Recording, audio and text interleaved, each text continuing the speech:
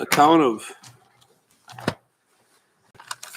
Israel's first foray into it being a kingdom, having another second king, David, and we're in chapter 11, and David's getting well along into his kingship, if you will. We saw last time the remember the defeat of the Ammonites. We saw the Ammonite king died, and David wanted to extend his kindness. He wanted to show his kindness to this Hanun, son of Nahash.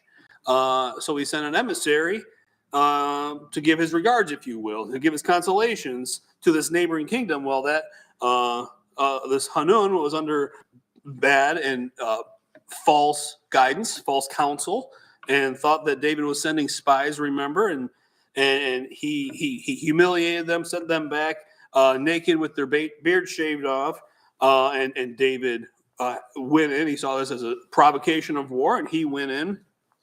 But remember, there were two battles in our last chapter, and we're going to see how that has a bit of significance here in today's lesson. But remember, he sent Joab out with his mighty men, and they got surrounded because the Ammonites conscripted Syrian mercenaries, and they were surrounded. But remember what the faith and the courage that Joab had fighting these Ammonites and these Syrians. He said in verse 12, he said, here, you guys take one side, and if we need help, you'll come help us, and we're going to fight this flank, and if you would need help, we'll come help you. But he said, and may the Lord do what is good in his sight. So he was trusting the battle to the Lord, and they were able to escape unscathed. But we saw later in the chapter, down it was in verse 17, that David went out now with the forces. David was with his troops, and he slaughtered them, killed 700 charioteers, 40,000 horsemen of the Syrians, and they beat them back, and they were soundly defeated by Israel. And we're going to see that in today's chapter. This chapter 11 must be, if not the most notorious, one of the most notorious chapters in all the Old Testament.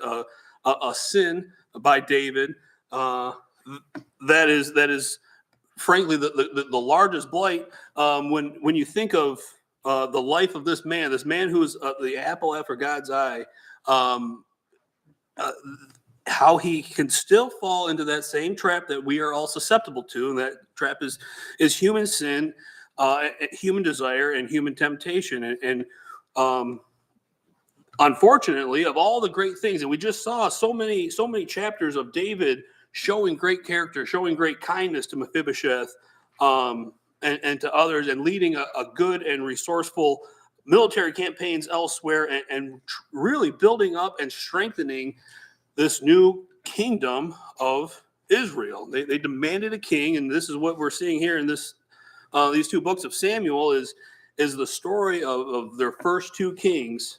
And how that transpired. So he had done up to this point so many great things. Now he had falls before that. He had missteps before this, but you don't really remember those, do you? No, when you think of David, this is the sin that you think of, the account of adultery with Bathsheba and the murder of her husband Uriah, which we'll be getting into. But it just goes to show how easy it is to let one's guard down, how easy it is to perhaps rest on your laurels of the kindness and success that you're having, like David was having here, militarily, politically, and so forth. How easy it is to let your guard down and allow this room for temptation to come in. No matter what stage of your life you're at. We see David here he's now getting on in years. He's well past middle age. He's been around the block. He's seen temptation before. But we see how no one this side of the grass is immune to falling one step into sin. And as we'll see in this account here, how that one step can oftentimes lead to many more steps and an escalation of that sin. So with that, let's pick up now here in chapter 11 of 2 Samuel, verse 1. 2 Samuel 11, starting in verse 1.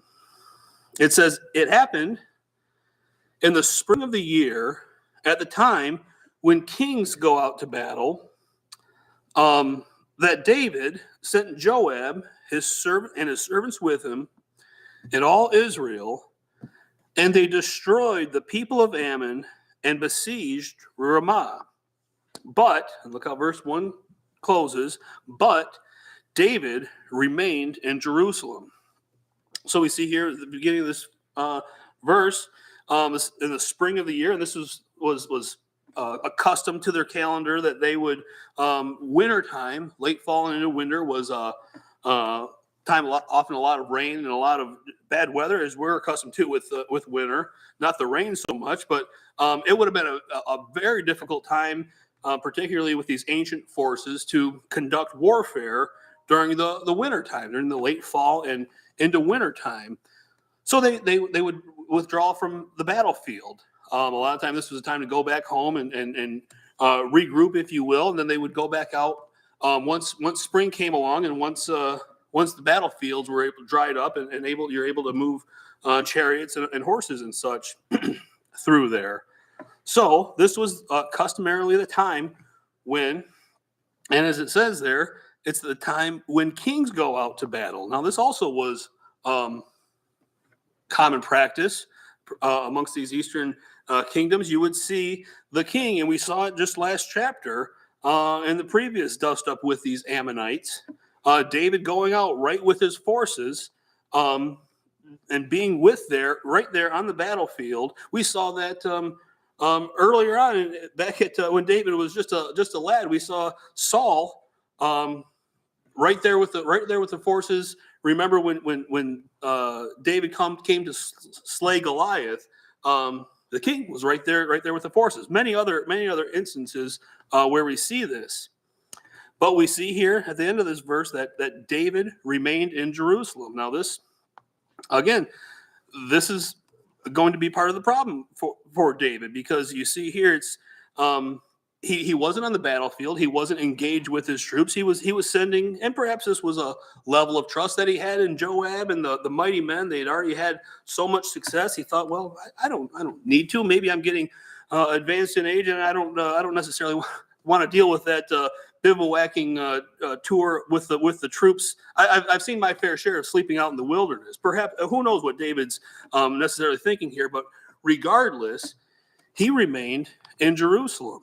Well, you see here, this is when an account and the circumstances come together that make it right for falling into sin, falling into temptation. He wasn't where God wanted him to be. And we see that. We saw that, I think, in that last chapter. The Israelites didn't have total victory over the Assyrians until David came out into the battlefield. This should have said something to David, but it didn't. He remained in Jerusalem in this springtime warfare commencement, and he remained there. Well, again, this made him ripe for sin, and this is very analogous to what God wants for us in our life. Because what does He tell us to do that we might stand against the devil, stand against his temptation? Paul has two great passages where he gives marching orders, if you will, to early Galatian and Ephesian believers, but written down here in pen that we can take this advice 2,000 years after that. He says in Ephesians 6:10, he says, "Finally, my brethren, be strong in the Lord and in the power of his might, put on the whole armor of God, that you may be able to stand against the wiles of the devil." Later on, he says, "Therefore, take up the whole armor, that you may be able to withstand in that evil day, and having done all, to stand." So you see there, three times in these two verses in Ephesians 6, he's emphasizing to stand. And he's also emphasizing this militaristic position here, to put on the whole armor of God. This is where God wants us. He wants us in the battle, not remaining back in the kingdom and thinking about all of our past successes. No, he wants us to be armored. Again, and you can read more of that later. You've all familiar with the passage that these are spiritual armaments, but nevertheless, this is a militaristic position that we need to take each day in our own walk to stand against the wiles of the devil, to wrestle against that spiritual warfare that we are engaged in every day we walk on this earth, to stand against the devil. This is where David should have been. He should have been in the field standing with his armor. But this is this standing, this putting on the armor of God, this being at the ready militaristically is how we are to avoid falling into the temptation of the devil. We're not going to avoid fully experiencing the temptation, right? We're walking in this fallen earth and different things, whether it's sins of the flesh, sins of adultery and whatnot, like David fell into, or other sins. This is a world and Satan uses all of his tactics to make that alluring and make it easy for us to stumble into a few steps, and then we're a half mile down that road. Well, this is the antidote to that is standing in the whole armor of God.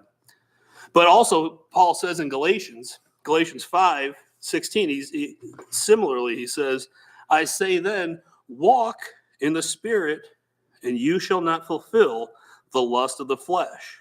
So you see that it's that walking, it's that being out there with the armor of God on, walking in the Spirit, in that spiritual battlefield, that helps us not fulfill the lust of the flesh, as Paul says there. So I just thought those two passages meshed well with this scene with David remaining back at Jerusalem, remaining his somewhat leisurely life while his forces were out on the battlefield. He wasn't engaged himself. Well, and we see there, because of that, he's going to fall into the lust of the flesh. All right, let's go on now in verse 2. It says, "Then it happened one evening that David arose from his bed and walked on the roof of the king's house. And from the roof, he saw a woman bathing, and the woman was very beautiful to behold." So a couple things. It says that it happened one evening. This evening really would have been more like an afternoon, kind of like a late afternoon, like we would have called it, that golden hour, right when the sun's, maybe the last hour of sunlight. And as was common in eastern areas, particularly when it get exceedingly hot in the middle of the day, you would you'd take a siesta. You might take a nap, and this is what David did here. He's took this evening, this late afternoon nap, and he got up from his bed and he's walking around on his roof. Now this isn't a roof like we would picture it. This is more like an upstairs portico, you might call it. And what they would often do is furnish these roofs like living areas, almost like a living room, because it would be cool and it would be a time that you could a place that you could have comfort.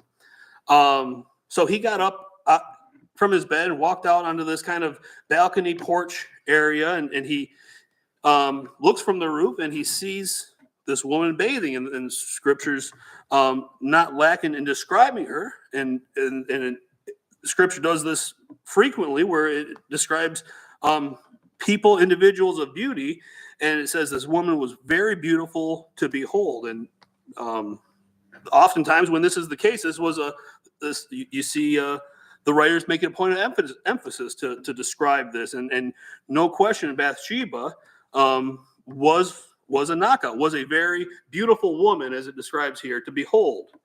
But what we see is he goes out walking. It wasn't necessarily seeking a beautiful woman to look at. He was just out walking casually, perhaps just taking in the cooling evening air. And he happens to glance down, and here's this beautiful lady bathing just outside his house, just outside the king's house. Well, what we see is that this is something that he was not expecting, but he did fall into, and this is something that we will see in our own walk. You're not going to get through this world without seeing some images, whether it's on a billboard, on TV, just in the store, of immodesty and things that would create a hook of sin in your mind that will cause you to dwell on it. And you see, so it's not that first noticing or that first look like David may have had, but it's what follows after that. It's that going back for a second and maybe third or trying for a fourth helping of that look. That's where sin begins. And I think it's important to point out here as we're at the onset of this account of David's affair. This isn't something while he happened into it at this time. He wasn't going out seeking it specifically. We do know that it didn't just also happen just all of a sudden. He didn't just whoops. I committed adultery with Bathsheba. We know from early on in this account when he started taking not just wife for himself, but wives. We saw with Abigail, he took it, and we know up at this point he's had at least 4, perhaps 5, 6, or more wives for himself. So he already was multiplying for himself wives. He was not respecting God's ideal for marriage, which is one man and one wife. So David was already, if you will, predisposed to having a weakness in this area. Doesn't excuse him, but it shows you how there's more in the background that almost prepared him, that weakened him, if you will, for this event. Let's go on now. Verse 3. It says, so David sent, and here, so he noticed her. Well, now he's going to pursue her. So now begins the path towards sin, is sending and inquiring about the woman. And someone said, is this not Bathsheba, daughter of Eliam, wife of Uriah the Hittite? So it wasn't like he didn't know who she was. He asked about her, and oh yeah, this is Bathsheba. And her father and her husband both are described as mighty men in David's army. Eliam, we read about him last week in chapter 23. He was a valiant warrior in David's army. And these mighty men, remember, they weren't great in number. They were great in stature, great in military prowess and success, but there weren't hundreds and hundreds and hundreds of these mighty men. No, it was enough that he would know them by their name. Oh yeah, this is Eliam. He's one of my special forces, if you will. Oh, and his son-in-law Uriah. And notice how they say it's Uriah the Hittite, because he was of Hittite descendancy, but he was a follower of Yahweh, God of Israel. Uriah, he had taken on and had been adopted into the Hebrew faith, and he himself believed and followed Yahweh, God of Israel, although he was from Hittite descent. That's just a side note there. But nevertheless, David knew Bathsheba, and he knew her father and her husband, knew them well, trusted them in his military. But nevertheless, look now at verse 4. Then David sent messengers and took her, and she came to him, and he lay with her, for she was cleansed from her impurity, and she returned to her house. So a few things here. He sent his messengers to her, but you also see here that she came to him. There wasn't a fight put up. There wasn't much resistance put up on her part. Not that excuses anything of David, but remember, it does take two to tango.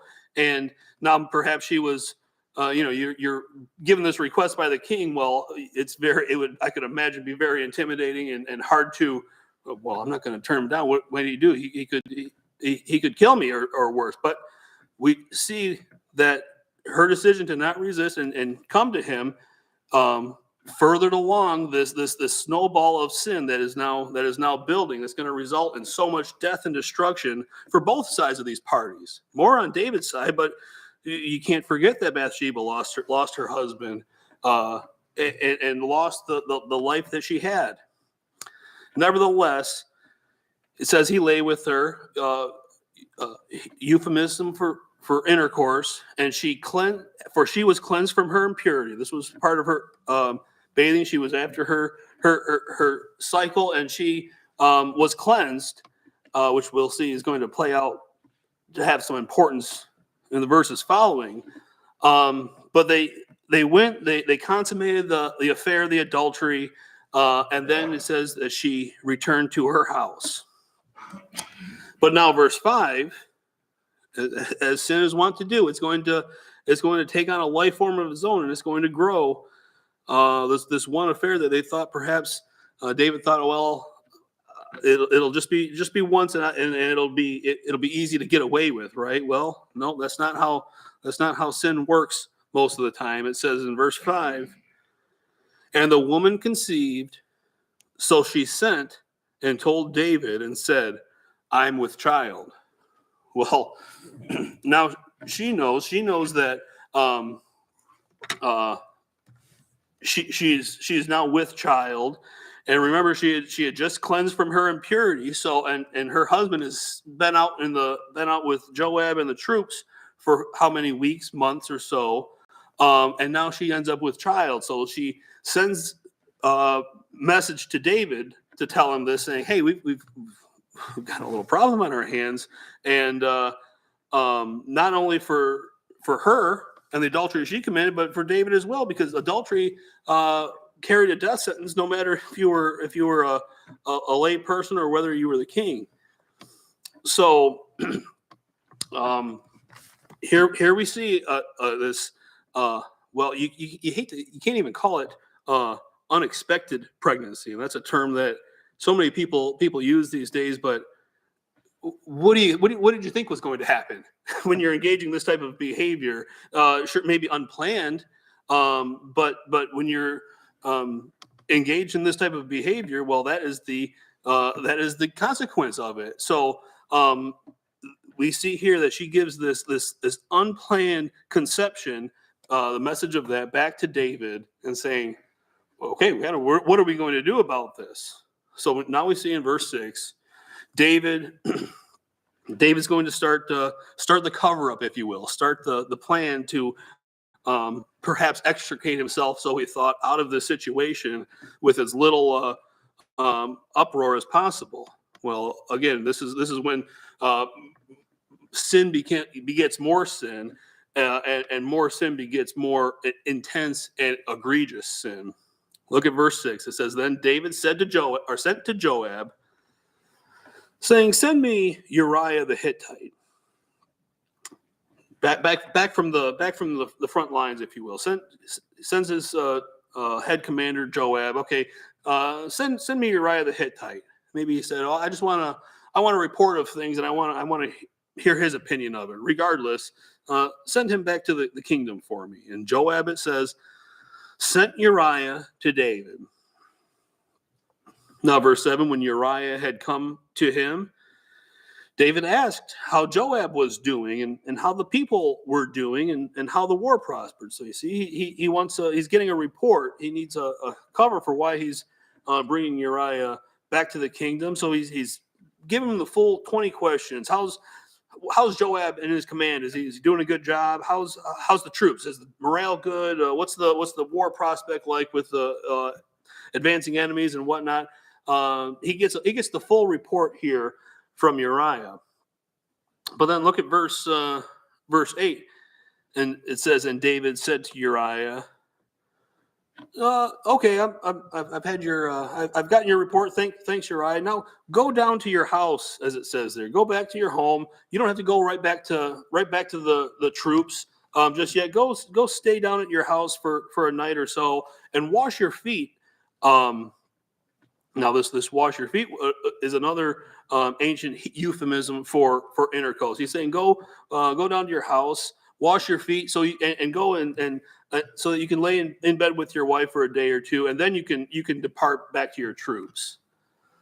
So it says, so Uriah departed from the king's house, and a gift of food from the king followed him. So see, he's being now he's brought off the front lines for a spell. He's gave the king his report. Now he's getting a few days reprieve to from his service, that to go and spend some time with his wife, spend some time at home, and look, and the king's going to send him a messenger with baskets of food following him. But look at what Uriah's response was. Verse 9, it says that Uriah slept at the door of the king's house with all the servants of his lord, and did not go down to his house. So you see, in his mind, he's still conscripted. He's still in service of the king. Whether his service is on the battlefield abroad against the Ammonites and Syrians and whatnot, or whether it was domestically at home, like finds himself in now. Well, if he's conscripted in service of the king, he's going to fulfill that duty, and he's not going home. He's going to stay at the king's house, and he can at least say, well, hey, I stayed with the servants, and I helped stand guard at the king's door while I was still on my mission. He didn't go back home. He didn't take the bait, if you will, of the king to go back to his house and with the gift of food following him even. No, he stayed with the servants, and it shows you just the uprightness of this man Uriah, the character that he had, and the reverence that he had bore out from the reverence to God, but he's extending that to God's anointed on the throne, and showing this respect. Although David wasn't earning it, obviously, he's still showing the respect to the king of Israel, staying at the floor with the servants of his Lord. Now, verse 10. Verse 10, it says, so when they told David, saying, Uriah did not go down to his house, David said to Uriah, did you not come home from a journey? Why did you not go down to your house? Well, you see why I should have interjected this earlier, but you see why David is encouraging Uriah to go back into his house. He knows, David knows that he impregnated Uriah's wife, and this is why he's sending him back sending him back from the front line, or brought him back from the front lines, got the report, sent him home with a food basket saying, go home, wash your feet, spend the night with your wife. Well, he's trying to set up the timeline to see that Bathsheba's pregnancy was a result of Uriah coming back. Oh yeah, he came back from the front lines. We had a weekend together, and look, 9 months later, I gave birth. It must be Uriah's son. We can put all this behind us. There was nothing ever happened between Bathsheba and David. That's what David and Bathsheba likely are hoping for in this instance. But like I said, Uriah didn't take the bait. So now he's asked, well, okay, you came back from your journey. Why didn't you go back to your house, Uriah? Why didn't you go back and spend an evening with your wife? Now look at verse 11. And Uriah said to David, the ark of Israel and Judah are dwelling in tents, and my lord Joab and the servants of my lord are encamped in the open fields. Shall I then go to my house to eat and to drink and to lie with my wife? As you live and as your soul lives, I will not do this thing. So he's contrasting what the troops are experiencing, what his commander Joab is experiencing. They're all camping out, bivouacking in the fields, and even he brings in the Ark of Israel and Judah.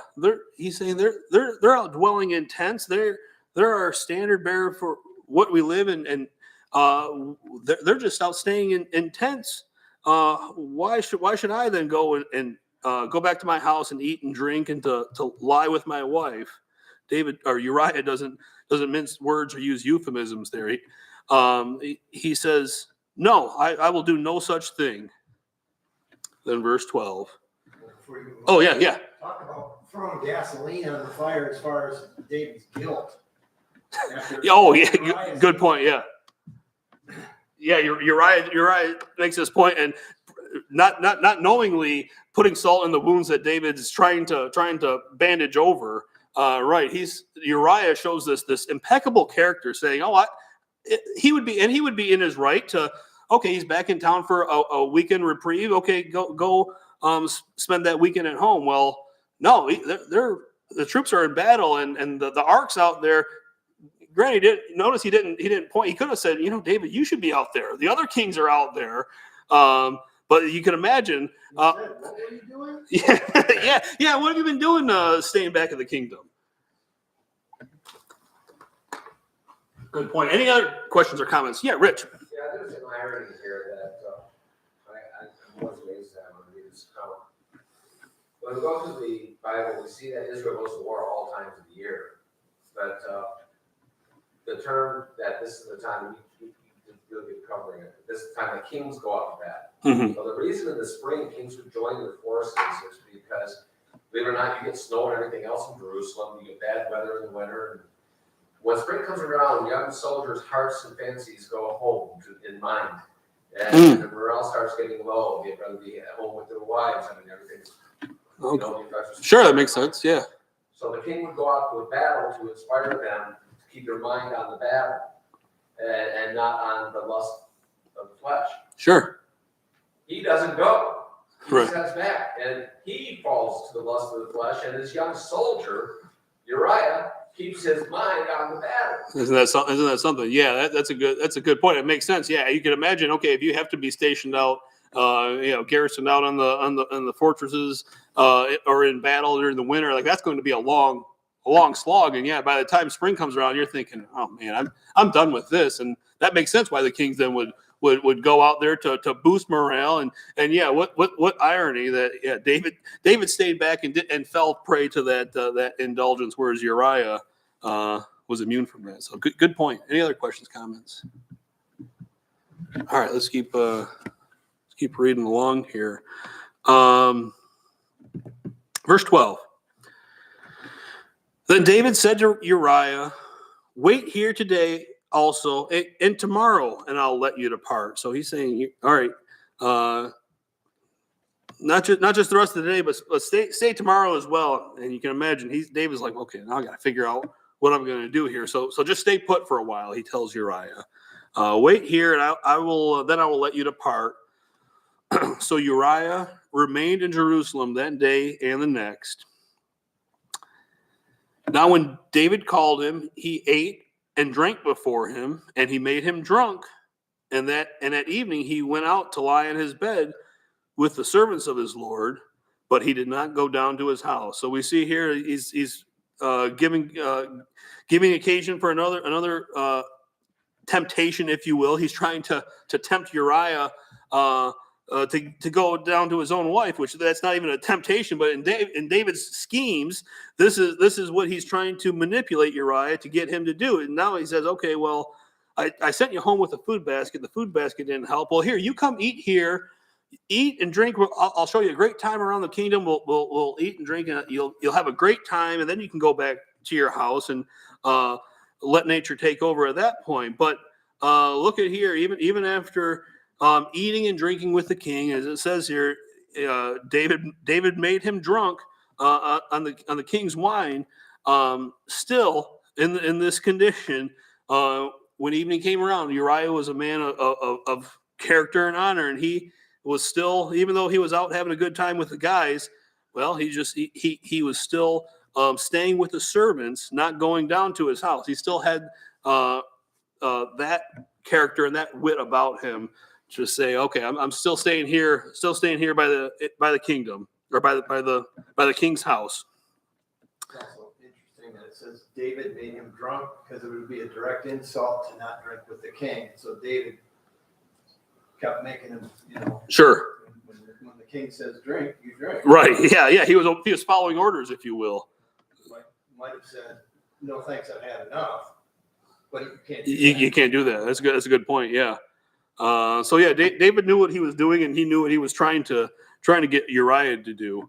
But again, Uriah doesn't go David's way. Verse 14, it says, "In the morning, it happened that David wrote a letter to Joab." So he tried once, he's tried twice. Well, now we're going to see the third attempt to solve this problem as David viewed it. Unfortunately, in the morning, it says, "It happened that David wrote a letter to Joab, sent it by hand of Uriah." Now we know what this letter is. This is Uriah's death sentence, carried by his very own hand. Isn't that a shameful irony in this? But he sent back to the commander Joab in the hand of Uriah, and he wrote in the letter, verse 15, saying, "Set Uriah in the forefront of the hottest battle. and retreat from him, that he may be struck down and die. So it was while Joab besieged the city that he assigned Uriah to a place where he knew there were valiant men. So he put him right at the hottest point of the battle, right where all the opposing forces had their biggest, most valiant men, their most lethal weapons, and this is where Joab put Uriah, a place where he knew the valiant men were. Then, verse 17, then the men of the city came out and fought with Joab, and some of the people of the servants of David fell, and Uriah the Hittite died also. So finally, David, as he thought, got rid of his problem, although it will spurn so many more. But we see this sad end of this upright man Uriah, whose only fault was that his wife was taken by the king to commit adultery with, and for this he paid with his life, and that is such a shame. But now, verse 18, it says, then Joab sent and told David all the things concerning the war. So, okay, he's given the report back. And verse 19, he charged the messenger, saying, when you have finished telling the matters of the war to the king, if it happens that the king's wrath arises, and he says to you, why did you approach so near the city when you fought? Did you not know that they would shoot from the wall? So you see Joab's anticipating his tactics being questioned. And these are tactical type questions. Oh, well, why did you approach so close? Why did you put all your forces in the line of fire, if you will? Didn't you know that there'd be destruction from shooting from the wall? But verse 21, it says, who struck Abimelech, son of Jerubasheth? Was it not a woman who cast a piece of millstone from the wall so that he died in Thebez? Why did you go near the wall? Then you shall say, your servant Uriah the Hittite is dead also. So essentially answering, okay, well, why did you do this? Why did you suffer all these losses? It says there were more than just Uriah that were killed in this battle. People of the servants of David fell.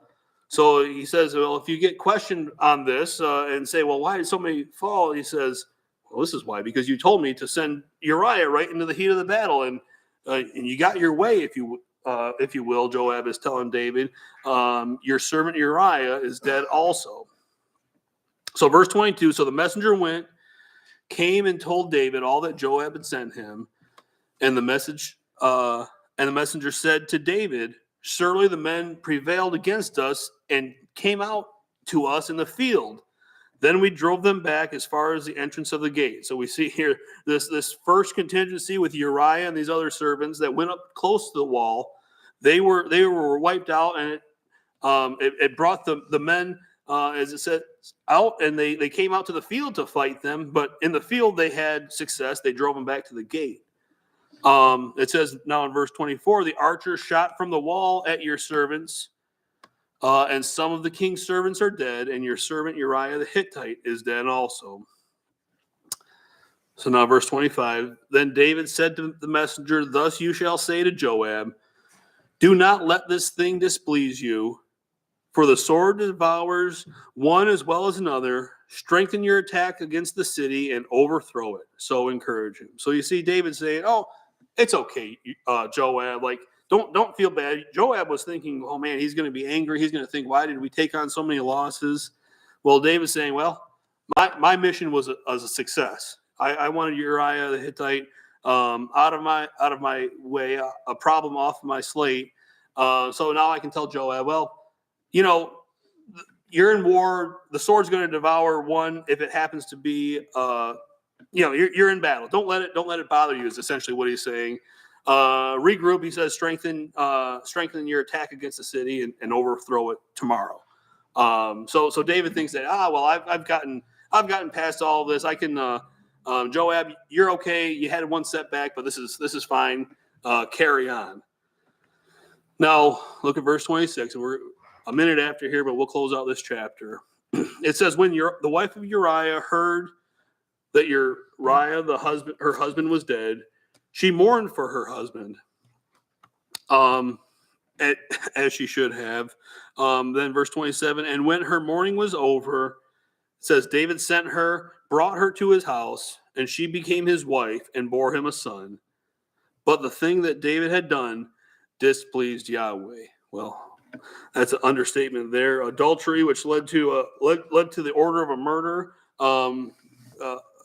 We see this great man David, and it just goes to show you, no matter how great you are, how strong you are in the Lord, not walking in the Spirit, not putting on that whole armor, not being in the battle like David wasn't, it can make the conditions just perfect for you to fall into sin and then continue on in that path of sin, like David. No matter how good of a person or how chosen you are by God, we are all susceptible to that old Adamic nature that we are born with. So we're gonna have to close it off here. We'll pick it up next time in verse or chapter 12. Brother Rich, would you mind closing us in a word of prayer? Heavenly Father, thank you for your word. Thank you for this lesson, Lord. Let us keep in our heart and mind that as we go through different seasons in our life where Satan can use those times to try to tempt us to look away from your will and your desire for us, Lord, that you give us strength to hold the line and continue the battle for you, Lord, knowing that you are our leader, our general, our king, Lord, and that you are our inspiration at all times. I pray that you watch over this people in this lesson today, and that you edify them and watch over the next lesson as well as the meal and meetings following. In the name of Jesus, amen.